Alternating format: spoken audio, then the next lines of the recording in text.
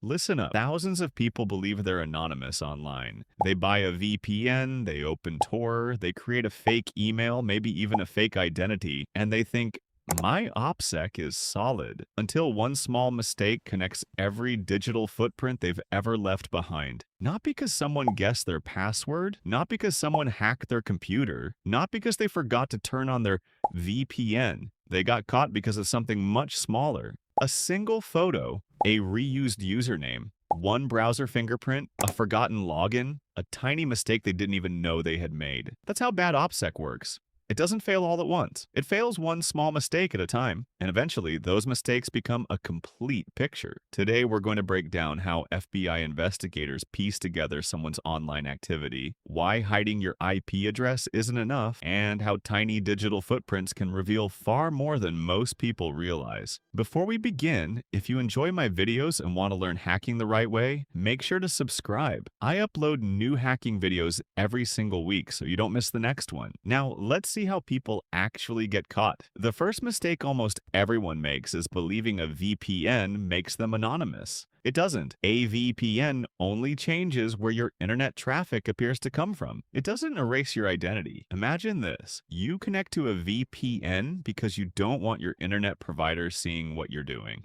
Sounds smart, but now you've simply moved your trust somewhere else instead of asking, can my ISP see me? The better question becomes, can the VPN provider see me? In some cases, yes.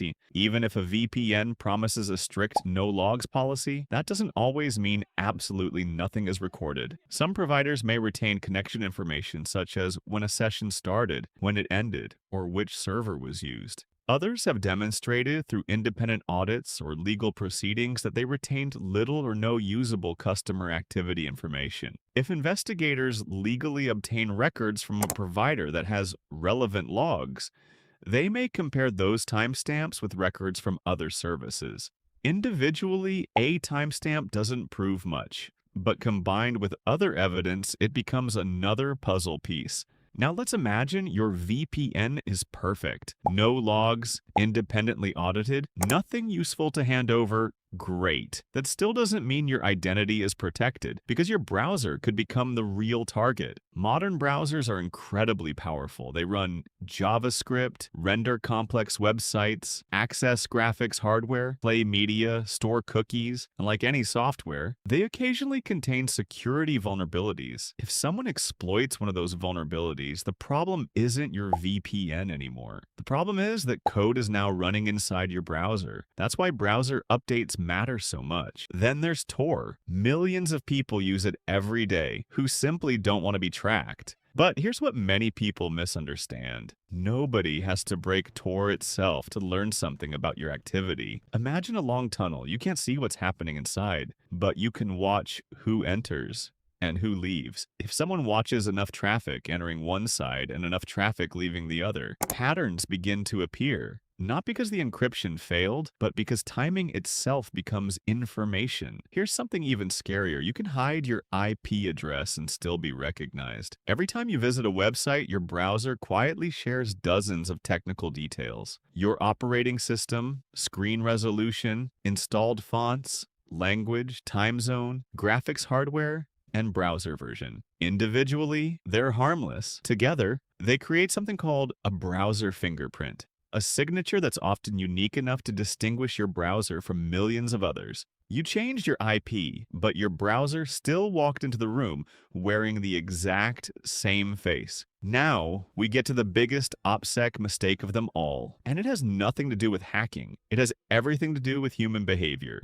You create a Reddit account, then GitHub, then Discord, different profile pictures, different passwords, different emails, same username without realizing it. You just connected every one of those accounts together. Investigators don't always need sophisticated hacking tools. Sometimes they simply use search engines, archived websites, public records, OSINT platforms, breach databases. One username becomes 2 accounts. 2 accounts become 10. 10 accounts become a real identity. That's how investigations grow, not from one giant breakthrough, but from hundreds of tiny connections. Then there are the files people upload. Someone removes their face from a photo, blurs the background, crops, the image and believes it's anonymous, but sometimes the file itself tells the story. Metadata can reveal details such as when a file was created, what software edited it, the camera model used, and in some cases, if location services were enabled, where it was taken. People spend hours hiding what's visible. After everything we've talked about, you probably noticed something. Almost none of this looked like Hollywood hacking. Nobody guessed a password. Nobody smashed through a firewall. Nobody magically tracked someone across the world with one click. Investigators simply followed digital breadcrumbs. A login here, a timestamp there, a browser fingerprint,